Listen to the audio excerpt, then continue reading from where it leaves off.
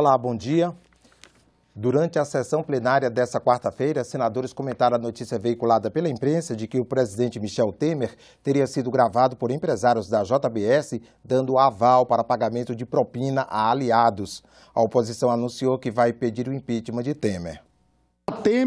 A notícia chegou ao plenário durante a discussão do projeto que acaba com o foro privilegiado. O presidente Michel Temer foi gravado em um diálogo embaraçoso. A reportagem foi publicada no site do O Globo. Segundo o jornal, os donos do frigorífico JBS disseram em delação premiada que o ex-presidente da Câmara, Eduardo Cunha, preso em Curitiba na Operação Lava Jato, estava recebendo uma mesada para ficar calado na cadeia. E, segundo os delatores, o presidente Michel Temer deu aval para comprar o silêncio do deputado cassado. Nós estamos fazendo uma reunião agora para discutir os termos da apresentação para contraditar, senhor presidente. Do impeachment do presidente. Para contraditar. Estou achando bonito, estou achando hilário o comunicado do senador Lindbergh. Não seria o SUS falando mal lavado?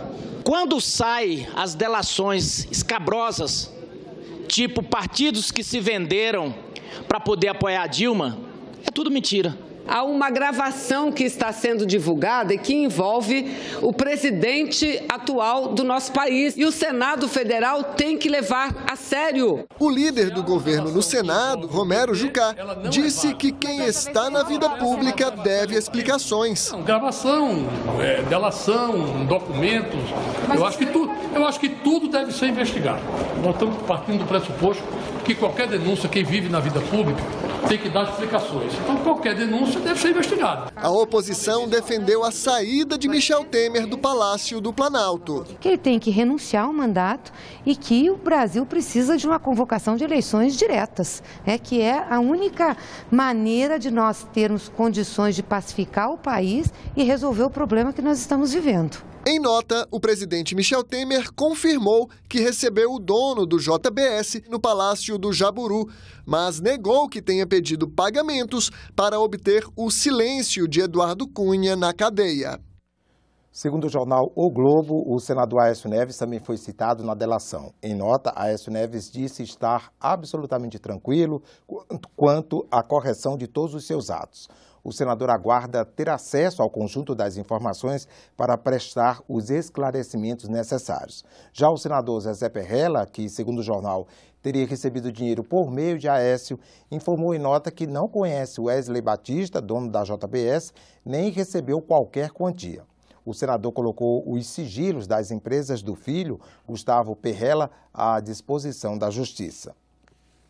O plenário aprovou o projeto que autoriza a renegociação das dívidas dos estados, mas os senadores criticaram as contrapartidas exigidas pela União para alongar os prazos para o pagamento dos débitos.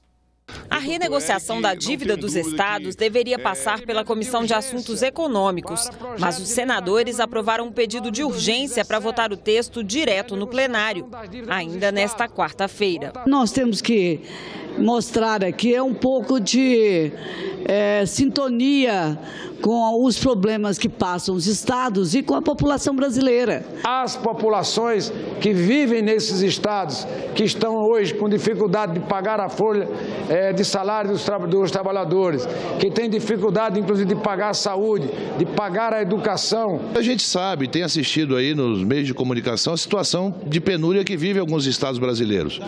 E essa é uma federação, nós somos uma federação, a solidariedade entre os estados há de haver. O projeto suspende o pagamento das dívidas estaduais com o governo federal por 3 anos, que podem ser prorrogados por igual período. Hoje, 3 estados possuem os requisitos previstos para a renegociação, segundo o Ministério da Fazenda: Minas Gerais, Rio de Janeiro e Rio Grande do Sul. Para participar do regime, os estados devem desistir de questionar o valor das dívidas na Justiça. Essa dívida que já foi renegociada em 2016, ela soma 496 bilhões de reais e 91% desses 496 bilhões de reais está com a região sul e sudeste. E também tem que adotar medidas de ajuste fiscal, como privatizar empresas estatais com autorização do Ministério da Fazenda, reduzir incentivos tributários e acabar com benefícios de servidores públicos estaduais que não existam em nível federal. Durante a recuperação, os estados não podem conceder vantagens e aumentos aos funcionários, contratar pessoal ou criar funções que elevem os gastos, conceder novos incentivos fiscais, criar despesas contínuas e fazer concurso público, a não ser para preencher cargos vagos. A Câmara retirou do texto o aumento da contribuição dos servidores públicos estaduais à Previdência, de 11% para 14%. São condicionantes draconianas que colocam o servidor público como responsável por essa crise, e ele não foi, que esvazia completamente o governo. Um governador que assinar isso aqui não vai poder abrir um posto de saúde.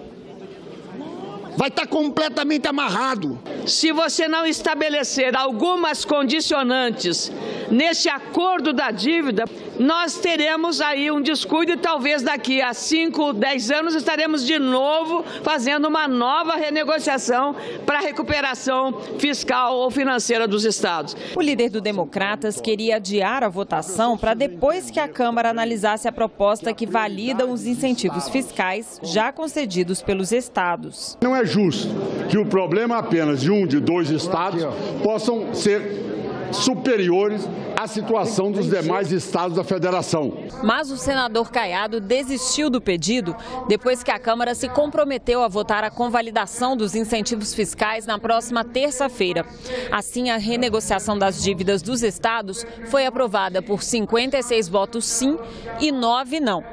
Para virar lei, o projeto precisa apenas da assinatura do presidente Michel Temer. O próximo passo é eu chegar agora aqui e para o presidente Michel Temer ver se ele sanciona até sexta-feira isso. Os senadores aprovaram a autorização para que 2 cidades peçam empréstimo ao Banco Interamericano de Desenvolvimento, BID.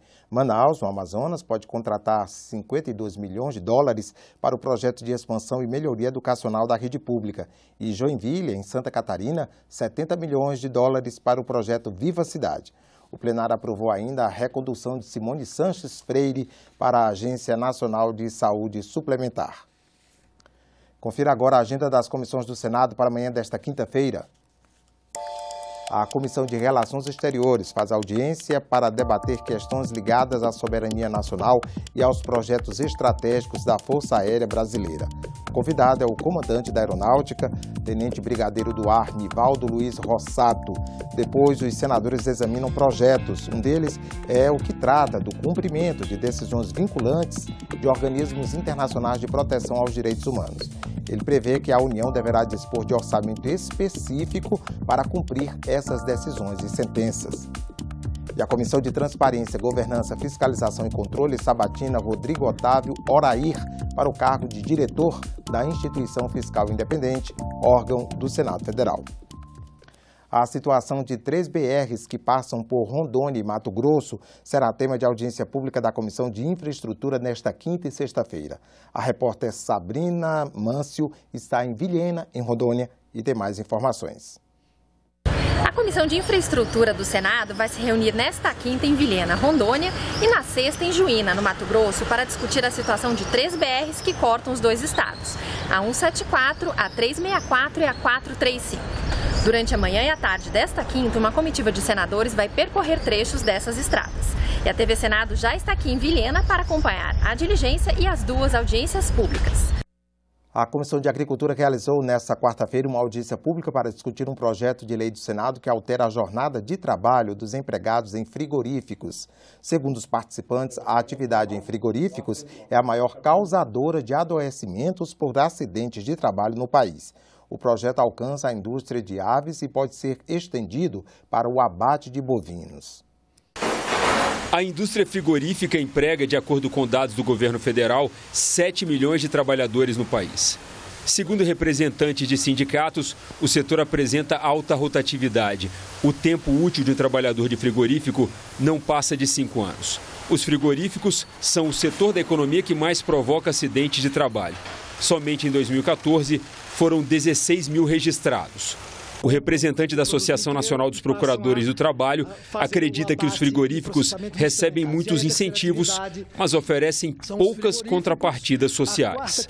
No caso da JBS, por exemplo, o BNDES destinou 8 bilhões nos últimos anos para a JBS sem que houvesse sequer uma contrapartida social como a redução de jornada. Pesquisa recente do MTE, do Ministério Público do Trabalho, material que foi lançado pelo Observatório de Saúde, concluiu que somente nos últimos 5 anos, só em benefícios previdenciários B91 foram em torno de 20 bilhões de reais gastos pela Previdência. Luiz Antônio Colucci, da Associação Nacional dos Magistrados, concorda com a redução de jornada proposta pelo projeto de lei do Senado. O mérito do projeto, de propor a redução da jornada para 6 horas.